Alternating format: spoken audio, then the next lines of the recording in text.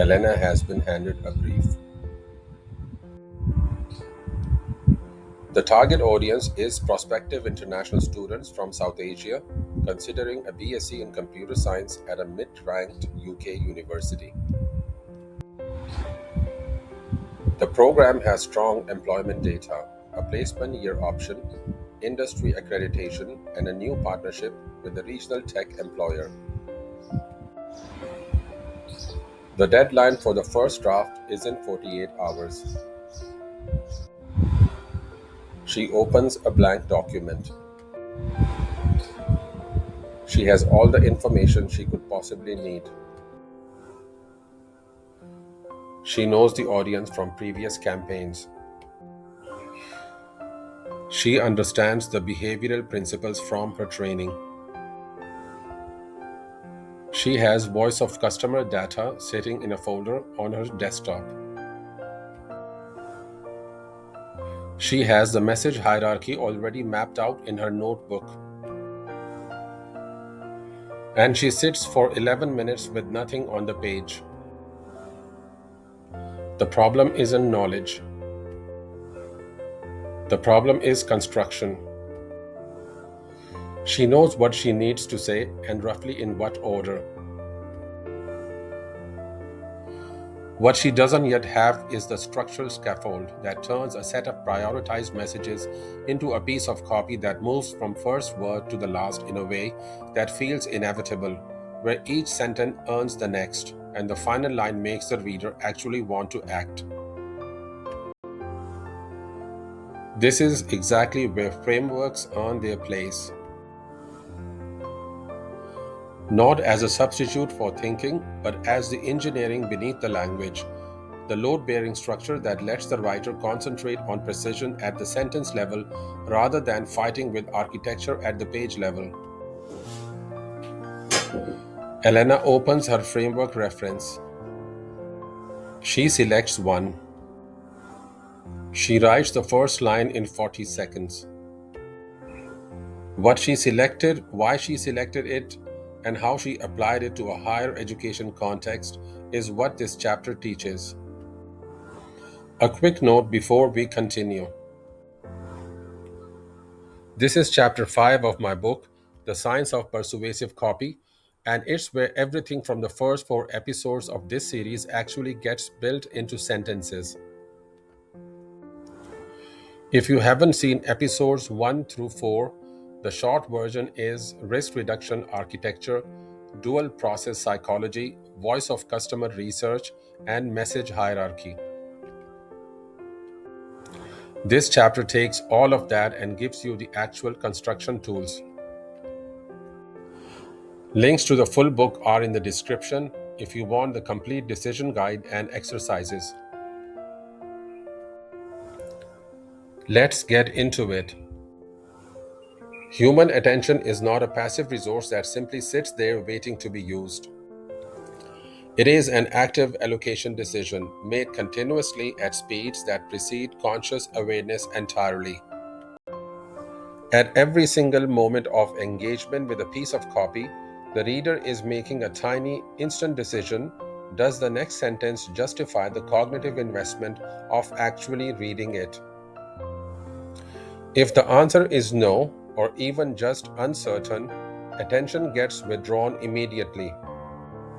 The tab closes. The email gets archived. The page gets abandoned. This economic framing of attention, developed originally from the work of Herbert Simon and extended since by researchers across cognitive psychology and information theory, has a direct practical implication for copywriting. Every single sentence has to pay for the next one.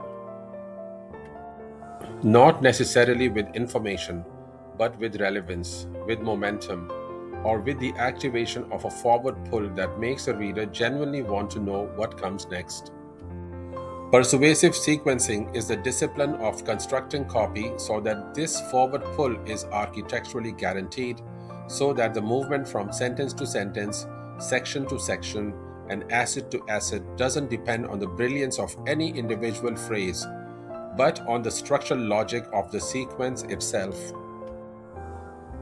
Copy frameworks are the codified forms of exactly these persuasive sequences, tested across enough context and audiences to be reliably predictive of engagement and conversion.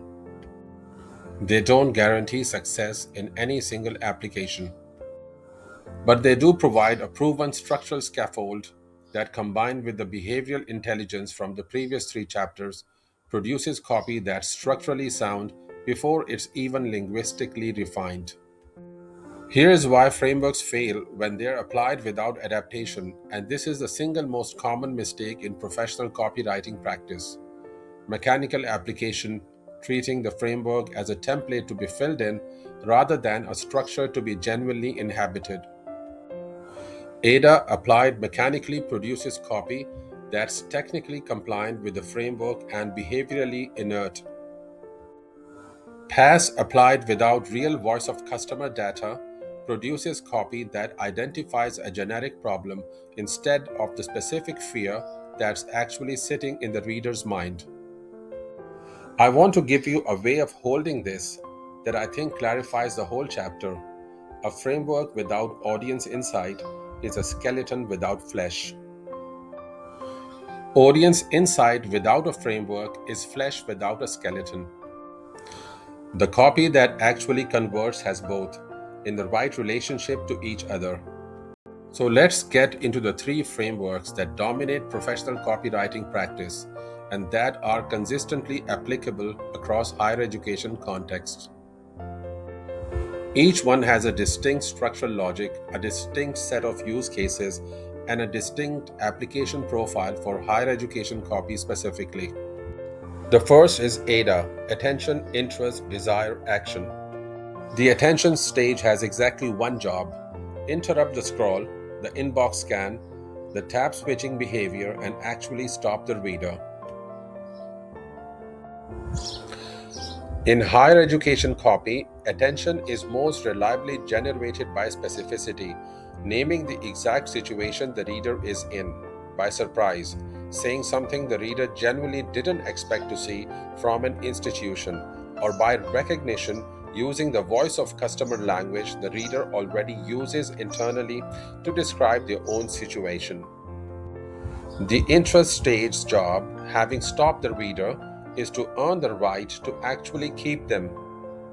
Interest is generated by demonstrating relevance, by making it unmistakably clear in the few sentences right after the attention hook that this communication is specifically about someone in the reader's exact situation. Generic relevance simply isn't enough here. The interest stage has to be specific to the audience segment, the decision stage, and the dominant fear or aspiration you identified through voice of customer research. The desire stage converts that interest into actual motivation.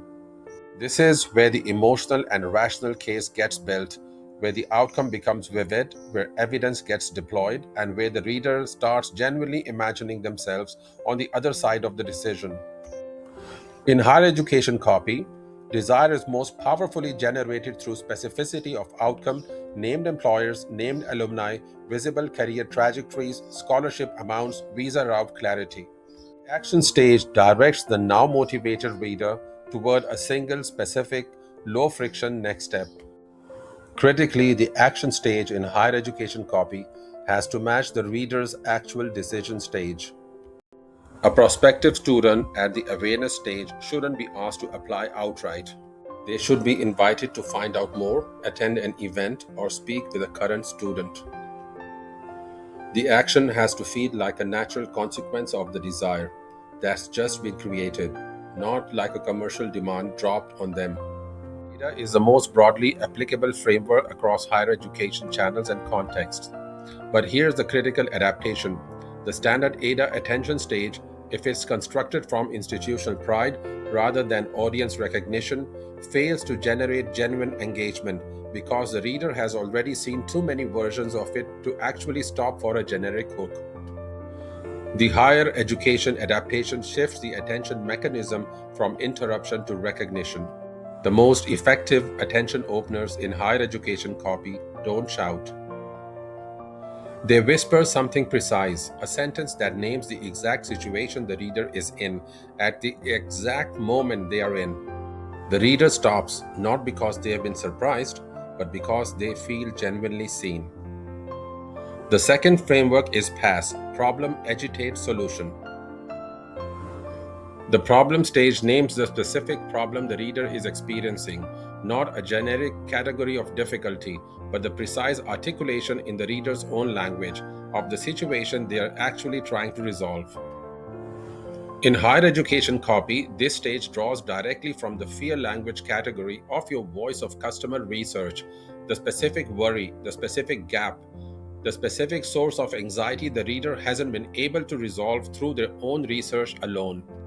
The agitate stage deepens the reader's engagement with that problem by articulating its consequences, its persistence, and the real cost of leaving it unresolved. This is the most frequently misapplied stage in higher education context, and I want to be precise about this because it matters ethically as much as it matters strategically. Agitate is not an invitation to manufacture anxiety or exploit vulnerability. It is an invitation to be specific about what's genuinely at stake if the problem goes unaddressed, which in a high stakes decision like this one is often substantial enough on its own without any exaggeration at all. The solution stage then prevents the institution's program pathway or offer as a specific resolution to the specific problem named earlier. It has to be precisely calibrated to the problem it resolves. A generic solution to a specific problem produces exactly the distance response we covered back in episode 3. The solution must be named, evidenced, and made actionable in a single coherent movement. PASS is the most powerful framework for copy addressing a known specific audience fear, which makes it particularly well suited to email nurture sequences, retargeted landing pages, and content addressing objections you have already identified through voice of customer research.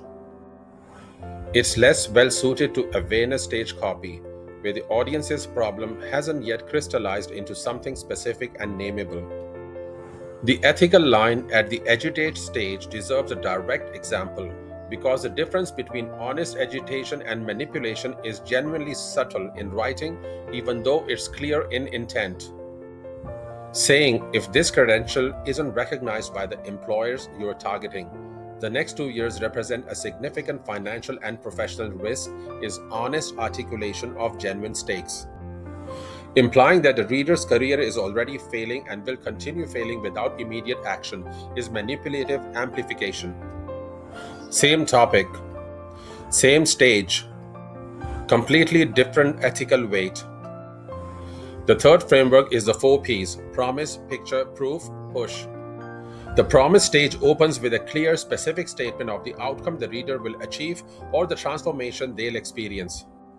It has to be credible, something the institution can actually deliver and the reader can genuinely believe. In higher education copy, the most effective promises are outcome-specific and audience-calibrated. Not transform your career, but something closer to be the graduate who walks into the interview already knowing 3 people at the firm. The picture stage makes that promise vivid and specific by painting a concrete scene of what the outcome actually looks like in practice. This is where narrative and specificity do their most powerful work. A named alumnus in a named role at a named organization described in enough detail that the reader can genuinely see themselves standing in that position. The picture isn't a statistic, it's a scene. The proof stage substantiates that picture with verifiable evidence confirming the promise is reliably delivered, not exceptionally. Employment statistics, accreditation details, alumni testimonials, employer partner names, scholarship award data, all deployed not as a dry list but as confirmation that the scene in the picture is the norm, not a rare exception. And the push stage directs the reader towards the next step with something specific, time-aware, and low friction. The push in higher education copy should acknowledge the genuine weight of the decision. It shouldn't feel like a sales close. It should feel like the natural next move for a reader who has just clearly seen what's actually possible. The 4 Ps framework is particularly strong for email nurture sequences, scholarship landing pages, and open day invitation copy. Its real strength sits in the picture stage, which forces you as a writer to construct a specific human narrative image of the outcome rather than relying on statistics alone. In higher education, where the outcome is a transformation of someone's entire life trajectory rather than a simple product delivery, that narrative image is consistently more persuasive than exact same information presented purely as data. Now, how do you actually choose which framework to use? Here's the practical decision logic. For an awareness stage paid social ad, use AIDA because its attention mechanism matches the interruption context of that format, and the short format suits AIDA's natural compression. For an email nurture first contact after someone has already inquired, use PASS because the reader has effectively named a problem by inquiring in the first place, and PASS addresses it directly before building toward a solution. For a full landing page, use a 4Ps layered with the message pyramid sequencing from episode 4, since the 4Ps give you a narrative structure while the pyramid ensures correct tier sequencing throughout the entire page. For a scholarship landing page, use the 4Ps again: promise as a financial transformation, picture as a specific outcome, proof as the award data, push as the apply by date. For an open day invitation email, AIDA again: attention through the recognition hook, interest in what they'll learn, desire in who they'll meet, action to register. For an objection handling email sequence, PASS, where each individual email names one specific objection, articulates its real cost, and resolves it with evidence. For a long form content built around search intent, the 4Ps: promise as the answer to search, picture as a narrative case study, proof as a data, push as a related resource or a soft inquiry. And for an international parent targeted brochure section, AIDA: attention through a safety and recognition signal, interest through institutional stability, desire through ROI evidence, and action toward contacting admissions directly. Alongside these three, there's a fourth structural tool worth knowing, one that isn't a standalone framework but a structural insert you can drop into any of the three primary frameworks at exactly the point where a specific objection needs to be addressed. I call it the Objection Arc, and it has 3 steps. First, name the objection directly without any defensiveness, acknowledging it as a legitimate concern, not a misunderstanding that needs correction. Second, provide specific verifiable evidence that addresses the concern, not reassurance, not aspiration, actual proof. And third, reframe the resolution as a forward motion signal. Having addressed the objection, the reader is now genuinely free to move forward. Here's what that sounds like in practice: addressing the post-study visa concern for a UK university. We know that the graduate route visa, and whether it will still be available when you complete your studies, is one of the questions most international applicants are thinking about but not always asking out loud. Here's what we know and we cannot guarantee, and what our graduates have done in each scenario. The decision you are making is too important to be based on information that's out of date or incomplete. Here's the current picture. Notice what that does. It demonstrates institutional honesty at exactly the moment the reader is most vulnerable to doubt. An institution that names a concern before the reader even raises it and addresses it with evidence rather than reassurance generates a level of trust that no amount of positive messaging could ever replicate on its own. Let's look briefly at how framework selection shifts across different recruitment contexts. Domestic undergraduate recruitment operates primarily through short format, attention competitive environments, social media, open day promotion, school engagement, which makes AIDA's front loaded attention mechanism the natural fit. But here's the real challenge: the standard attention hooks in this space have become cliché. Discover your potential, unlock your future, begin your journey. These phrases have been used by so many institutions so many times that they generate essentially zero stopping power anymore. The adaptation is to replace the aspirational hook with the recognition hook built from real voice of customer data, a sentence that names the specific situation of a prospective student with the precision of someone who has actually read the research. Something like: you have probably visited a dozen university websites in the last 3 weeks. Every one of them told you they were world class. None of them told you what that actually means for someone applying with a portfolio that includes commercial design work.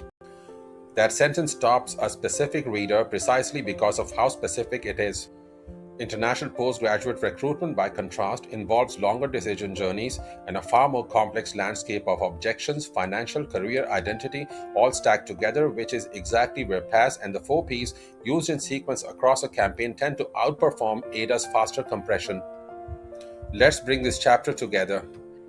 Elena's 11 minutes of staring at a blank page wasn't a failure of knowledge. It was a natural friction point that exists before you have internalized that frameworks aren't decoration. They are the load-bearing structure that lets everyone you already know, the risk layers, the dual process psychology, the authentic language, the correct message sequence, actually become a sentence someone wants to keep reading. AIDA, PASS, and the 4Ps each solve a different structural problem. None of them work without the audience insight from the chapters before this one. And all three of them, used correctly, turn good strategic thinkings into copy that actually moves. If you would like the complete version of this chapter, including the full framework selection guide across every higher education context and the implementation exercises that walk you through applying each framework to your own current brief, the book this series is based on, The Science of Persuasive Copy, is linked in the description below. It is available on Barnes & Noble, on Everand, and through Thalia. Thank you for watching, and I'll see you in the next one.